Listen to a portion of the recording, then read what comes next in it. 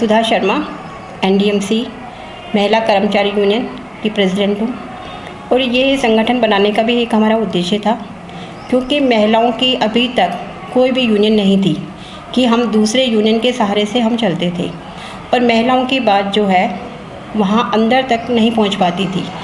फिर हमने विचार किया और रश्मि मैडम जो हैं आईएएस, उन्होंने हमें गाइड किया और वो मेरी गुरु भी हैं और महिलाओं के लिए बहुत अच्छा कार्य कर रही हैं। तो वो मेरी प्रेरणा स्रोत हैं और उनको मैंने देखा है कि महिलाओं के बारे में कोई भी परेशानी होती है तो वो बहुत जल्दी सुनती भी हैं और उनके लिए कार्य भी करती हैं। और सबसे बड़ी बात मैंने उनको ये देखा कि वो महिलाओं के आँख में एक आंसू नहीं देख सकती। तो उनको मैंने देखा कि वो इतना काम कर रही हैं दिन रात महिलाओं के लिए, तो हम भी ये काम कर सकते हैं।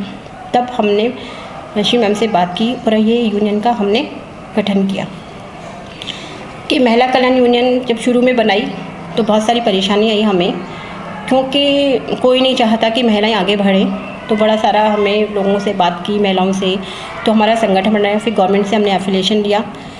फिर हमने रश्मि मैम से बात की और उन्होंने हमें एक महिला डेस्क दिया, जिसमें से महिलाएं और बच्चे सेकेंड सैटरडे एनडीएमसी में एक सुविधा कैंप लगता था और वहाँ पे महिलाओं की बात सुनी जाती थी। और वहाँ सबसे अच्छी बात ये थी कि वहाँ पे चेयरपर्सन, सेक्रेटरी, डायरेक्टर सर सभी लोग होते थे एचओडी। तो महिलाओं के रजिस्ट्रेशन करा के उसी टाइम परेशानी की जो होती थी वही शॉर्ट आउट हो जाती थी। तो महिलाओं को इधर उधर घूमना नहीं पड़ता था। तो वो जब से ये महामारी आई है तब से वो सुविधा कम तो बंद हो गया। तो हम लोग कहीं भी सेकेंड सैटरडे बैठ के महिलाओं को बुलाते हैं, उनकी बात सुनते हैं।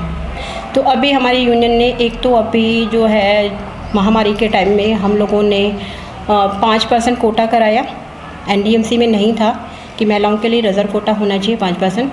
तो एनडीएमसी ने जो हमारे डायरेक्टर सर हैं धर्मेंद्र प्रताप सिंह, उन्होंने 5% कोटा किया है। तो मैं उनका धन्यवाद भी कहूँगी कि आज तक एनडीएमसी में कभी नहीं हुआ था जो हुआ है। तो डायरेक्टर सर का धन्यवाद कि 5% कोटे के लिए। फिर हमारी महिलाओं ने एक दूसरा मुद्दा रखा कि भी महिलाओं के लिए जो है अपने हक के लिए और हमारे जो क्या क्या और भी सुविधा हमें मिलनी चाहिए। तो ये हम एनडीएमसी को टाइम टू टाइम लिख के देते हैं। और एक अभी हमने कैंप लगाने की भी सोची है और सेक्रेटरी साहब ने परमिशन भी दे दी है कि बच्चों को काउंसलिंग कराने का, कि महामारी के टाइम सभी लोग बच्चे घर में थे, पेरेंट्स भी घर में थे, तो बच्चे निकल नहीं पाए। तो उनको हमने एक काउंसलिंग के लिए कराया है, जिससे बच्चों को पढ़ाई के लिए और ऑनलाइन पढ़ाई के लिए। तो ये एक डॉक्टर है नीलेश तिवारी जी, उनसे हमारी बात हो चुकी है, वो फ्री सेवा कर रहे हैं और अभी शायद हाल में ही ये कैंप लगेगा एग्ज़ाम के बाद में। मैम, मेरा एक आपसे सवाल है कि जैसे ये केवल कर्मचारी महिलाएं जो हैं उन्हीं के साथ हैं एनडीएमसी का, या कोई साधारण नहीं, और जो हमारे आसपास में महिलाएं हैं, जैसे हमारे स्कूल में बच्चों की माताएं आती हैं, उनको कोई परेशानी है, जैसे कोई विधवा है, उनकी पेंशन नहीं है, तो हम उनको पेंशन के बारे में बताते हैं कि पेंशन आप अपनी पेंशन योजना है तो जो अभी 1500 रुपया है, तो उनके लिए हम बताते हैं कि वहाँ से फॉर्म लीजिए। और ये हम ही खुद स्टार्ट करना चाह रहे हैं कि ये मैं ट्रेनिंग ले रही हूँ और अपनी टीम को भी ट्रेनिंग दिला रहे हैं। तो हम रश्मि मैम से बात की हमने कि ये सीख के हम उनको भी जागरूक कर रहे हैं। और महिलाओं के साथ में जो आजकल शोषण हो रहा है, तो एक सखी संस्था है जो हमारे आसपास में ये खुला हुआ है ऑफिस, तो उसके लिए भी हम जागरूक कर रहे हैं कि हर मतलब कि जो आपके आसपास में जो एरिया है वहाँ सखी संस्था है। तो महिलाओं को जैसे मारपीट होती है तो उनके बारे में बताते हैं कि आप वहाँ जाइए सखी संस्था में, तो वहाँ पे आपको पुलिस भी मिलेगी, कमिश्नर भी मिलेगा, काउंसलिंग के लिए भी है और वहाँ पे यह कि काम जल्दी हो जाता है, उनको रहने की व्यवस्था भी है। तो ये नहीं कि हम एनडीएमसी के लिए काम कर रहे हैं, हम बाहर की महिलाओं के लिए भी कर रहे हैं। अभी हमारा स्टार्टिंग है ये, क्योंकि और एक हमारा एनडीएमसी का मेन ये है कि जो हमारे साथ काम करती हैं महिलाएं, तो वो अपनी आवाज़ नहीं उठा पाती हैं, कुछ बोल नहीं पाती हैं या कुछ लिख के नहीं देना चाहती हैं, फ्रंट में नहीं आना चाहती हैं। वो सोचते हैं कि हमारा काम हो जाए लेकिन हम बैक में रहें, तो वो आने में शर्माती है। तो हम चाहते हैं कि उनको वो लोग हमारे पास आएँ और हम उनका नाम गुप्त रखें। गुप्त रखने का मतलब ये इसलिए है क्योंकि सर अगर वो अपनी बात लिख के देती हैं उनका नाम, तो फिर उनको ऑफिसर भी जो है परेशान करे, तो इसलिए डर के मारे वो अपना नाम नहीं बताना चाहती। तो हम उनका नाम भी गुप्त रखते हैं हमारी यूनियन, कि सिर्फ हम ऑफिसर को बताएंगे ये बात कि नाम ये है, लेकिन और हम किसी को डिस्प्ले नहीं करेंगे। तो फिर कोई महिला आएगी नहीं हमारे पास में।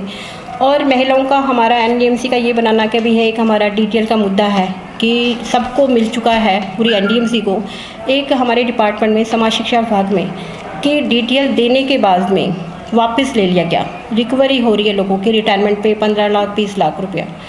तो ये बहुत बड़ी बात थी, तो ये भी हमने अभी मुहिम चलाई है, लिख के भी दिया है। तो अभी रुक गया है, मतलब जिनका कट रहा है उनका रुक गया है, लेकिन जब तक काउंसलिंग की मीटिंग नहीं हो रही है तब तक मतलब रुका है, फिर आगे कंटिन्यू हो जाएगा। तो अभी तक कितनी महिलाएं आपके साथ जुड़ी हुई हैं? अभी हमारे पास में 200-250 है हमारी जो संगठन में हमारे साथ शामिल हुई हैं। अभी धीरे धीरे बढ़ रही हैं, उनको पता भी नहीं है, तो अभी हम जागरूक भी कर रहे हैं। टाइम टू टाइम जा के जैसे एरिया में जाते हैं हम लोग, छुट्टी वाले दिन, ऑफिस टाइम में नहीं, छुट्टी वाले दिन हम जाते हैं, संडे को, सेकंड सैटरडे, उनको जागरूक करते हैं कि अपने हक के लिए आप आइए और हमें बताइए।